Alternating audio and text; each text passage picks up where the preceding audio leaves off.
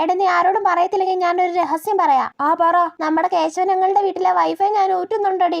നിനക്ക് പാസ്വേഡ് എവിടുന്ന് കിട്ടി? അതൊക്കെ കിട്ടി. നീ ആരോട് പറയത്തില്ലെങ്കിൽ നിനക്കും ഞാൻ പറഞ്ഞുതരാം. ഇല്ലടി, ആരോടും പറയത്തില്ല. പറഞ്ഞതാടി. 2255. ആണോ? സത്യമാണോ? പിന്നെ അല്ലാതെ. എന്നാ ഞാൻ ഇന്ന് തകർക്കും.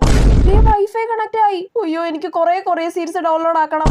പുറത്തിറങ്ങിയിരിക്കുമ്പോഴാണ് നല്ലോണം റേഞ്ച് ഉള്ളത്. കൊച്ചെന്താ ചായ എടുത്ത് വെച്ചിട്ടുണ്ട്, ഇങ്ങോട്ട് പുറത്തോട്ട് കൊണ്ടുപോവാ അമ്മേ. എന്താ മോളെ പുറത്തിരിക്കുന്ന?